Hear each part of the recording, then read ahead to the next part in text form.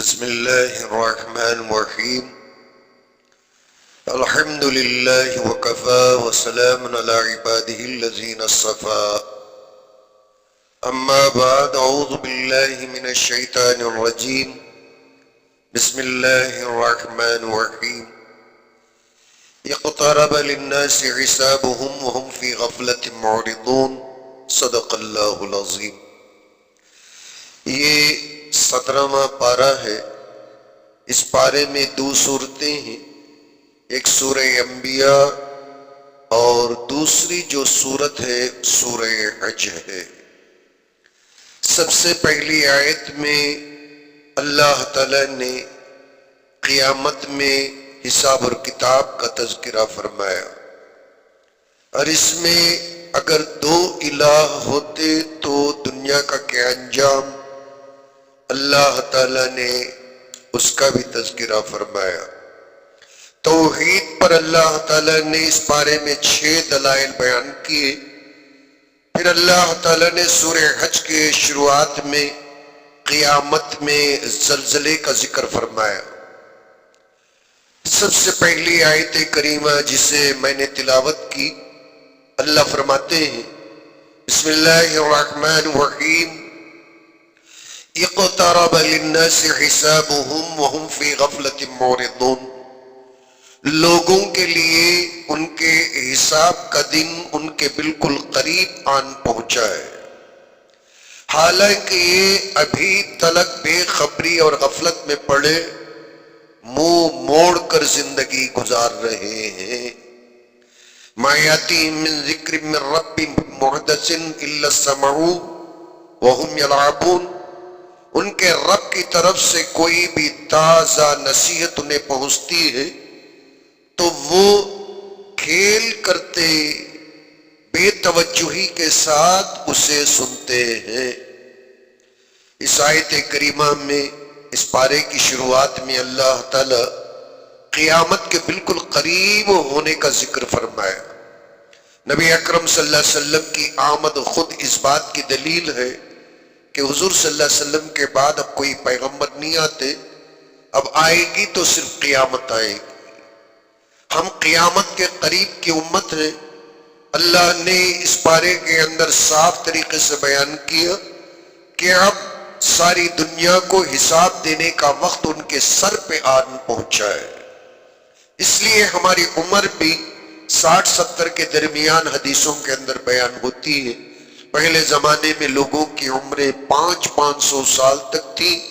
جبھی تو اللہ نے ہمیں لیلۃ القدر عطا فرمایا کہ عمر چھوٹی ہونے کی وجہ سے ایک رات بھی اگر بندہ جگ کر صحیح معنوں میں عبادت کر لیتا ہے تو 83 سال کی عبادت کرنے کا ثواب اللہ اس بندے کو عطا فرماتے ہیں. تو اتنا بڑا مہینہ، مقدس مہینہ ماہ سیام اللہ نے ہمیں عطا فرمایا. حساب اور کتاب کا ذکر اللہ اس لیے کرتے ہیں کہ بندے ہوشیار ہو جائیں، لیکن پھر بھی اللہ بولنے کے باوجود بھی جو لوگ منہ موڑ کر غفلت کی زندگی گزارتے ہیں، اللہ فرماتے ہیں کہ یہ لوگ دل سے نہیں قرآن کو کانوں سے سنتے ہیں. اور جو بندہ دل سے سننے کے بجائے قرآن کو کانوں سے سنتا ہے، یہ بندے کو قرآن سے ذرا بھی فائدہ نہیں ہونے کا، بلکہ یہ بندہ کھیل تماشا سمجھ کر قرآن کو سنتا ہے. ہمارے اور یہودیوں کے سننے میں کچھ تو فرق ہونا کہ نہیں. یہودیوں نے بھی تورات سنی اور انجیل بھی ان لوگوں نے سنی، مگر انہیں کوئی فائدہ نہیں. اور اللہ نے قرآن کے اندر فرمایا مثلہم کمثل الحمار یحمل اسفارا. یہودیوں کے سامنے پوری تورات کو پڑھ کر بھی سنا دے، بلکہ تورات کے نسخے اگر ان کے سروں پر رکھ دے تو یہ اس طریقے سے اس کے بوجھ کو اٹھائیں گے جیسا ایک گدھا اٹھاتا ہے. گدھے کے اوپر اگر تورات کو رکھ دے، انجیل کو رکھ دے، ایک بہت بڑے لائبریری کو رکھ دے تو گدھے کو لائبریری سے کوئی فائدہ نہیں. اللہ نے یہودیوں کو گدھے کی مثال دی. موسیٰ علیہ السلام 1000 معجزے بتا دے اور 1000 پڑھ کر سنا دے، جبریل آ کر ان کے سامنے کھڑے ہو جائے. یہودی پیغمبروں کا بھی دشمن، انسانوں کا بھی دشمن، انسانیت کا دشمن. اللہ فرماتے ہیں 17ویں پارے میں مسلمانوں تم تو یہودیوں کی طرح قرآن قرآن کو ان کانوں سے نہیں دل کے کانوں سے سنو۔ پھر اللہ تعالیٰ نے اپنی توحید کے بارے میں اس پارے کے اندر بیان فرمایا، لَوْ كَانَ فِيهِمَا آلِهَةٌ إِلَّا اللَّهُ لَفَسَدَتَا۔ کائنات کے اندر غیر مسلمان جس طریقے سے سمجھتے ہیں کہ بہت سارے خدا ہیں، ہوا کا خدا ایک ہے، پانی کا ایک ہے، رزق کا ایک ہے، موسموں کا ایک ہے، دریاؤں کا ایک ہے، آبشاروں کا الگ ہے، پہاڑوں کا الگ ہے، زمینوں کا الگ ہے، الگ الگ خدا اگر اس دنیا کے اندر ہوتے، اللہ تعالیٰ لاجک سمجھاتے ہیں اگر یہی بات صحیح ہوتی نا، کائنات کب کی درہم برہم ہو کر بم کی طرح پھٹ کر رہ جاتی۔ یہ خدا کہتا کہ نہیں ایسا ہونا، پھر دوسرا خدا کہتا کہ نہیں ایسا ہونا، یہ خدا کہتا کہ سورج کو مغرب سے نکلنا، ایک خدا کہتا ہے کہ میں تیری بات کیوں مانوں، اور اگر یہ خدا کسی دوسرے کی بات مانتا ہے تو وہ خدا نہیں رہے گا۔ خدا مشورے سے نہیں جلتا، خدا ایک کتاب داری کے اندر بھی رہ کر خدائی نہیں کر سکتا۔ خدا تو وہ ہے جو اپنی خدائی کے اندر اکیلا ہوتا ہے، وحدہ لا شریک لہو ملک السماوات والارض۔ جب خدا کا تصور غیر مسلمانوں کے اندر اس لاجک کے ساتھ نہیں، تو اللہ قرآن کے اندر فرماتے ہیں ان کی مت ماری گئی ہے کہ گھر کے اندر کسی کے دو شوہر ہو نہیں سکتے، گھر کے اندر ایک عورت کے دو شوہر نہیں ہو سکتے، تمہاری غیرت گوارا نہیں کرتی۔ ان کی مت ماری گئی جو ہزاروں خداؤں کو مانتے ہیں، ایک عورت کے دو شوہر تم ماننے کو تیار نہیں۔ آسمان کا ایک خدا، زمین کا ایک خدا، سمندروں کا ایک خدا، پہاڑوں کا۔ فرمایا لفسدتا، گھر کا حال جس طریقے سے بدترین سے بدترین ہو جاتا، جس گھر کے اندر دو شوہر ہو وہ گھر صحیح گھر نہیں ہوتا، معاف کرنا ریڈ لائٹ ایریا کا وہ گھر بن جاتا ہے، وہ گھر طوائف کا گھر ہوتا ہے، وہ صحیح معنوں میں گھر نہیں ہوتا۔ اور بندہ اسے ماننے کو تیار نہیں، خداؤں کو کیسے مانے گا؟ ایک لاجک ہے جو اللہ نے سورہ انبیاء کے اندر بیان فرمائی، اللہ کو تو ایک ہی ہونا چاہیے۔ جو دو مانتے ہیں وہ اصل میں اپنی غیرت کے خلاف مانتے ہیں۔ اور اللہ تعالیٰ اتنا سمجھانے کے بعد اب توحید کی 6 دلیلوں کو بیان کرتے ہیں۔ اللہ تعالیٰ ایک ہونے کے تعلق سے شرک کرنے سے شاید بندہ مرنے سے پہلے باز آ جائے۔ اولم یر الذین کفروا، کیا ان لوگوں کو آنکھیں نہیں، کافر جو بت پرستی کرتے ہیں دیکھتے نہیں؟ ان السماوات والارض کانتا رتقا ففتقناہما، آسمان اور زمین کے منہ بند تھے، ہم نے اپنے فضل سے کھول دیے۔ ایک قطرہ پانی، یہ جو کافر جتنے کی پوجا کرتے ہیں ذرا برسا کے دکھا دو نا، ہو سکے گا؟ آسمان کا اگر اللہ منہ بند کر دے، بارش کو برسانا اگر اللہ روک دے، زمین سے غلہ اگانا، فصلیں اگانا اگر زمین کی منہ اگر اللہ بند کر دے، اللہ ایک لاجک بیان کرتے ہیں توحید کے تعلق سے۔ چلیے پھر بھی اگر آج کوئی توبہ کر لے، کتنا ہی بڑا مشرک کیوں نہ ہو، اللہ معافی دینے کے لیے پہلے دلیل پیش کرتے ہیں۔ حالانکہ اللہ کو یہ باتیں کرنے کی ضرورت نہیں، کوئی مانے نہ مانے اللہ کو کوئی فرق پڑنے کا نہیں، کوئی مانے یا نہ مانے اللہ کو کوئی فرق پڑنے کا نہیں۔ ابھی جو ایگزامینیشنز ہوتے ہیں، ہال ٹکٹ لے کر کوئی گیا تو لکھے گا، اور جو ہال ٹکٹ پہنچنے کے بعد بھی اگر ایگزامینیشن ہال میں نہ جائے گا، انویجیلیٹر کو کیا فرق پڑنے کا، بوتھ کو کیا فرق پڑے گا، کوئی لکھے یا نہ لکھے؟ نہ لکھنے والے کی خرابی ہے، اور لکھے گا تو کامیاب یا ناکام رزلٹ اس کے سامنے آئے۔ وہاں کے ڈپارٹمنٹ ویوستھا کو اس سے کوئی غم کھانے کا نہیں۔ تو اللہ تعالیٰ پہلے سے کوئی مسلمان مانے یا نہ مانے، کوئی کافر مانے یا نہ مانے، اللہ تعالیٰ کے ویوستھا، اس کی توحید، اس کی شان میں ذرا فرق آنے کا نہیں۔ باوجود اس کے اللہ رحمان ہے، بڑے پیار سے انسان کو بنائے، کوئی ایک بھی انسان جہنم کے اندر نہ جائے۔ اللہ 6 باتیں بیان کرتے ہیں۔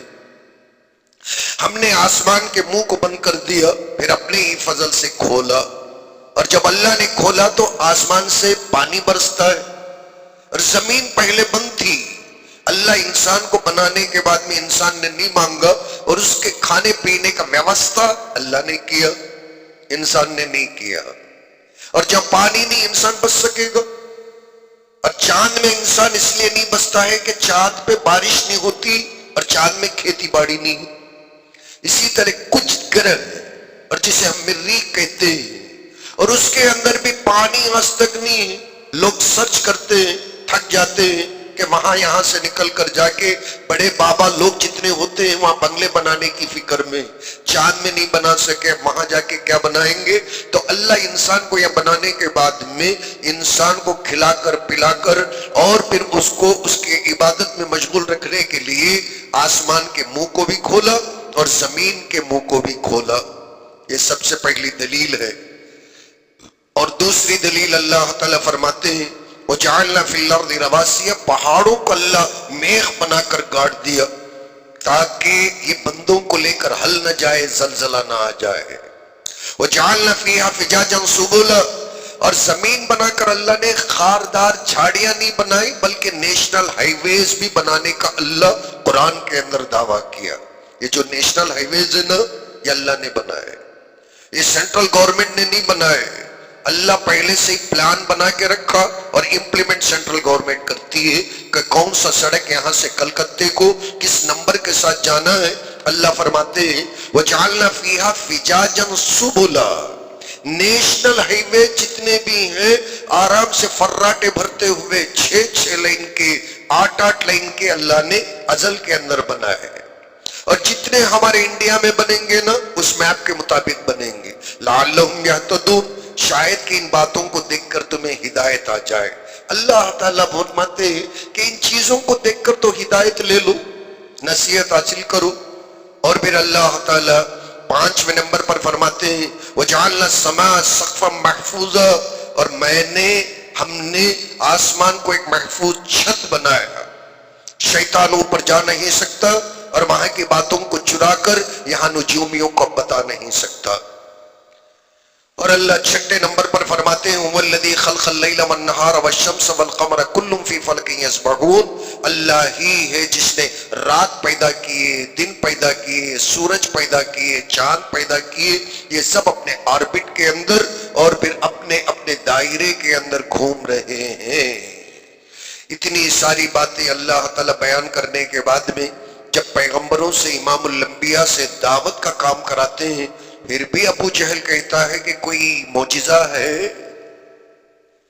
آپ تو یتیم ہیں غریب ہیں کوئی معجزہ ہے.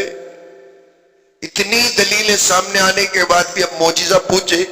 اللہ تعالیٰ معجزہ بالکل بھی نہیں بتائیں گے.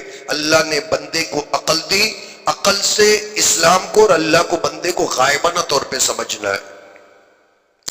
سورہ حج کے شروع کے اندر اللہ تعالیٰ نے ایک مرتبہ پھر قیامت کے زلزلے سے لوگوں کو ڈرایا. صرف مسلمانوں کو نہیں پوری کائنات کے انسانوں کو. اس میں اللہ کا دشمن بھی ہے اللہ کا دوست بھی ہے. کیا کہا یا ایھا الناس اے لوگوں جو انسان بن کر پیدا ہوئے ہو اتقوا ربکم اپنے رب سے ڈرو.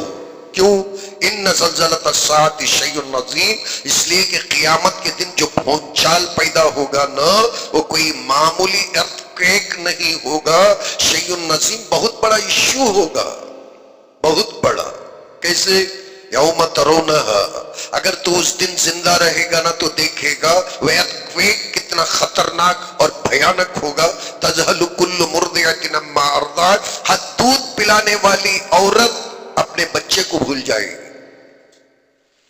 اماں کبھی بچے کو بھولے گی پوری دنیا کو بھول سکتی.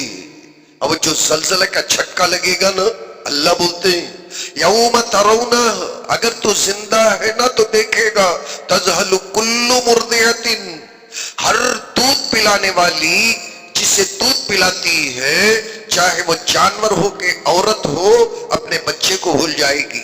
اور سیکنڈ ون وَتَضَعُ كُلُّ ذَاتِ حَمْلٍ حَمْلَهَا اور جتنوں کے حمل ہیں اور جتنی حاملہ عورتیں ہیں یا جتنے حاملہ جانور ہیں اور جن کے حمل ٹھہر کر ہے حمل کی مدت پوری ہونے سے پہلے اس زلزلے کی وجہ سے کانپ کر ان کا حمل گر جائے گا. وقت سے پہلے ان کے ابارشن ہو جائیں گے.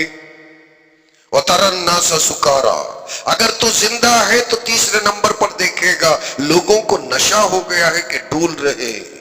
وما هم بسکارا، کسی کو نشہ نہیں ہے، ولکن عذاب اللہ شدید، یہ اللہ کا شدید عذاب ہے، اور جو اللہ کا قہر برستا ہے لوگ پاگل ہو کر ڈول رہے، کسی کو پتہ نہیں کہ کہاں جانا، پہاڑ اڑ رہے، آسمان سے سورج بے نور ہو کر نیچے کی طرف آ رہا ہے اور آسمان پھٹتے ہوئے نظر آتا ہے، اور پھر زمین کے اندر بھونچال ہے اور تارے بے نور ہو گئے، اور جتنا سمندر ہے ابال کی وجہ سے، گرمی کی وجہ سے بخارات بن کر بھاپ بن کے اڑ رہا، ان ساری چیزوں کو دیکھ کر یہ حالت بن جائے۔ اور آگے اللہ تعالیٰ کعبے کے تعلق سے بیان فرماتے ہیں، ذرا اس بات کو نوٹ کرنا۔ لوگ کہتے ہیں کہ کعبۃ اللہ کے طرف جا کر ہم بھی چکر لگاتے ہیں، اور غیر مسلمان بھی ان کے اپنے مندروں کے چکر لگاتے ہیں، کعبے کے سامنے ہم بھی سجدہ کرتے ہیں۔ اللہ تعالیٰ نے یہاں جواب دیا، ابراہیم علیہ السلام کو اسی دن اللہ نے کعبہ بنانے سے پہلے حکم کیا، اور اس بات کو نوٹ کرنا، اس لیے میں بھی کوٹ کرتا ہوں، وَإِذْ بَوَّأْنَا لِإِبْرَاهِيمَ مَكَانَ الْبَيْتِ، ابھی کعبۃ اللہ نہیں بنا، ہم نے کعبۃ اللہ بنانے کی جگہ ابراہیم علیہ السلام کو بتا دی، ابھی بتا دی کہ کعبہ کیسے پلاننگ سے بننا، جبریل آئیں گے ابھی بولیں گے، لیکن نشاندہی کی، آئیڈینٹیفائی کیا کہ یہاں بننا، ان لا تشرک بی شیئا، پھر ابراہیم علیہ السلام کو حکم دیا کعبۃ اللہ بنا کر طواف کرنا یا حج کرنے کا مطلب آپ یہ نہیں سمجھنا کہ کعبہ تمہارا خدا ہے، اللہ تشرک بی شیئا، کعبے کے پیچھے پڑھ کر شرک نہیں کرنا، کعبے کو صرف اللہ کا گھر سمجھ کر عبادت کے لیے آنا، کعبۃ اللہ کو خدا نہیں بننا، کعبۃ اللہ پتھر سے بنا ہوا ایک گھر ہوگا، اللہ کی ایک نشانی ہوگی، یہ بات کون بولتے ہیں؟ 17ویں پارے میں سورہ حج کے اندر اللہ ابراہیم علیہ السلام کو ڈائریکشنز دیتے ہیں، ہدایت دیتے ہیں، انسٹرکشنز دیتے ہیں، احکام کو نازل کرتے ہیں۔ اذ بوأنا لابراہیم، ابراہیم علیہ السلام کو ہم نے کعبۃ اللہ کی نشاندہی کی، مکان البیت، کہ کعبۃ اللہ کو کہاں بنانا، اللہ تشرک بی شیئا، اور پھر اس کے بعد یہ حکم فرمایا کعبے کے ساتھ، کعبے میں رہ کر، کعبے کو لے کر ابراہیم شرک نہیں کرنا، لوگوں کو سمجھانا، وَطَهِّرَ بَيْتِيَ لِلطَّائِفِينَ وَالْقَائِمِينَ وَالرُّكَّعِ السُّجُودِ، اب یہ گھروں کو کیسے رکھنا، فرمایا کعبۃ اللہ ہو یا کعبۃ اللہ کو قبلہ مان کر جتنی بھی مسجدیں ہیں، ان ساری مسجدوں کو قیام کرنے والوں کے لیے، نماز پڑھنے والوں کے لیے، رکوع کرنے والوں کے لیے، سجدہ کرنے والوں کے لیے ہر نجاست سے پاک اور صاف رکھنا، یہ اللہ کا حکم ہے۔ مسجد کو پاک صاف رکھنا نمازیوں کے لیے، ان کی خدمت کے لیے، اور ایسا جو بھی کرتا ہے وہ اللہ تعالیٰ کے حکم کو پورا کرتا ہے تو اس کا اجر اللہ عطا کرے۔ جیسے مسجد پاک صاف ہے تو یہ ہم نے نہیں، اللہ نے حکم کیا کعبے کے بنانے سے پہلے مسلمانوں کو، متولیوں کو، خدمت گزاروں کو، ابراہیم علیہ السلام سب سے پہلے متولی ہے کہ نہیں؟ کعبے کے معمار بھی ہیں، متولی بھی ہیں، اس کے پریزیڈنٹ بھی ہیں، جو بھی نام دے، پیغمبر ہے، خلیل اللہ ہے۔ اللہ نے فرمایا کعبۃ اللہ کو لے کر شرک نہیں کرنا ہے، مسجد کو مشرکوں کا اڈا، جیسے وہ اپنے مندر کو بناتے ہیں اور تم کعبۃ اللہ کو یا کسی بھی مسجد کو مندر نہیں بنانا، اس میں کوئی تصویر نہیں رکھنا، وہاں آ کر یہ نہیں کہنا کہ ہم دیواروں کی پوجا کرتے ہیں، مشرک بن جائے۔ اللہ کا گھر ہے، یہاں بھی آؤ یا وہاں بھی جاؤ، یا چاہے تم زمزم پیو، یعنی لبیک کہہ کر ہاتھ اٹھاؤ، یعنی پھر حجر اسود کو بوسہ دو، یہ تمہارا خدا ہو نہیں سکتا۔ اگر یہ عقیدے سے کوئی جاتا ہے تو اللہ کی نظر میں کعبے کو جا کر بھی وہ مشرک بنے گا۔ اور یہ جو مسجدوں کو صاف رکھنے کا حکم ہے یہ اللہ کا حکم ہے، اور ایسا جو رکھے گا اللہ تعالیٰ اسے اجر دے گا۔ پھر مسجد کے جو مکروہات ہیں وہ ساری باتیں فقہ کے اندر ملیں گی کہ مسجد کے اندر کیا کیا کرنا غلط ہے اور کیا کیا کرنے سے آدمی کے اندر کراہیت کے جذبات پیدا ہوتے ہیں۔ پھر یہاں سے نکل کر باہر جائے گا اور تو بندہ جھنجھناہٹ کے اندر مبتلا ہوگا اور پھر اس کا دماغ خراب ہو جائے گا، اور جیسے بیت الخلاء میں جا کر بندہ اگر کھیلے، باہر نکلنے کے بعد اس کی زندگی کھلواڑ بن جائے گا۔ ہر جگہ کے ایک آداب ہوتے ہیں، تو اللہ نے مسجد کے آداب بیان کیے، فرمایا کہ لوگوں کے درمیان میں حج کا اعلان کرنا، آپ کے پاس یہ اونٹنیوں پر آئیں گے، تو جن کے تعلق سے یہ اعلان ہوا اور جن کے کانوں تک اللہ نے آواز پہنچائی وہ حاجی بنے گا انشاءاللہ۔ پھر اللہ تعالیٰ کو چھوڑ کر جو لوگ غیروں کو پکارتے ہیں، اخیر میں یہ مثال بیان کر کے اپنے بات کو ختم کروں گا، کیونکہ ایک عظیم مثال ہے۔ یا ایھا الناس، اے لوگو، ضرب مثل، ایک بہت عجیب اور غریب بڑی قیمتی مثال اللہ بیان کرتے ہیں، فاستمعوا لہ، کان دھر کر کام چھوڑ کر سنو، فاستمعوا لہ، کام کرتے ہو تو چھوڑ دو، کوئی بھی کام میں مشغول ہو اسے تھوڑی دیر کے لیے چھوڑ کر اس مثال کو سنو۔ ان الذین تدعون من دون اللہ، اللہ کو چھوڑ کر تم میں جتنے لوگ دیوی دیوتاؤں کو یا باباؤں کو جس کسی کو مدد کے لیے پکارتے ہو، لن یخلقوا ذبابا، یہ پوری دنیا کے تمہارے دیوی دیوتا مل کر ایک مکھی کو پیدا نہیں کر سکتے۔ وَلَوِ اسْتَمَعُوا لَهُ، پوری دنیا کے دیوی دیوتا بھی اگر اجتماع کر کے بیٹھ جائے، اجتماع کا لفظ ہے، لاکھ بھی ہو سکیں گے، کروڑ بھی، اب اجتماع کو بلاؤ دیوی دیوتاؤں کو، بہت بڑا شامیانہ لگاؤ، کروڑ بلا لو، 2 کروڑ بلا لو، مکوٹی جتنا بھی کہو گے نا کہ 3 کروڑ 30 کروڑ 300 کروڑ جتنوں کو بلانا بلاؤ، شامیانے ٹینٹ وغیرہ ڈال کے، وَلَوِ اسْتَمَعُوا لَهُ، یہ اللہ کا چیلنج ہے، سب کو بلا کر کہنا کہ ایک مکھی کو پیدا کرے۔ اور پھر اللہ فرماتے ہیں وَيَسْلُبُهُمُ الذُّبَابُ وَإِن يَسْلُبُهُمُ الذُّبَابُ شَيْئًا لَا يَسْتَنقِذُوهُ مِنْهُ، اور اگر مکھی ان کے ہاتھ سے، ان کے جیب میں سے شکر کے ایک دانے کو اگر اٹھا لے، واپس پھر یہ مکھی کے منہ سے شکر کے دانے کو واپس چھین کر لے نہیں سکتے۔ جتنے دیوی دیوتاؤں کو تم پوجا کرتے ہو نا، ایک تو پہلا چیلنج یہ ہے کہ مکھی کو بنانے کی بات کو، اور اگر ہماری بنائی ہوئی مکھی ان کے گھروں میں گھس کر ان کے سامنے جو لڈو رکھے ہوئے ہیں ایک دانہ اگر اٹھا لے، یہ دیکھتے رہیں گے، اس کے اپنے منہ سے لڈو کا ایک دانہ چھین نہیں سکیں گے۔ ضعف الطالب والمطلوب، ہائے تمہاری خرابی، پجاری بھی بالکل ڈھیلا ڈھالا ہے، عقل کا مت مارا ہوا، اور ان جن کی دیوی دیوتاؤں کی پوجا ہوتی ہے وہ دیوی دیوتاؤں بھی ان کی بھی مت ماری گئی ہے، یہ بھی کمزور ہے وہ بھی کمزور ہے۔ برا نہ مانے تو میں اس کا ترجمہ ہماری زبان میں اگر کروں گا نا، وہ جو نہ مرد ہے نہ جو عورت ہے نا، اس کے تعلق سے اللہ فرماتے ہیں کہ پجاری بھی وہ نمبر کا ہے، کیٹیگری کا، اور ان کے دیوی دیوتا بھی وہی کیٹیگری کے ہیں۔ ضعف الطالب والمطلوب، اور تو نہ عورت کا ہے نہ مرد کا، ایک مکھی پیدا نہیں کر سکتا اور اس کے منہ سے گوڑ چھین کر لے نہیں سکتا، پھر بھی تو مرد بن کر اس کی پوجا کرتا ہے اور اسے بڑا بہادر سمجھ کر نیوتے رکھتا ہے۔ اللہ فرماتے ہیں ضعف الطالب، کمزور، نروس ویکنس، اس کے اندر بڑی کمزوری ہے، یہ مرد بھی نہیں ہے عورت بھی نہیں۔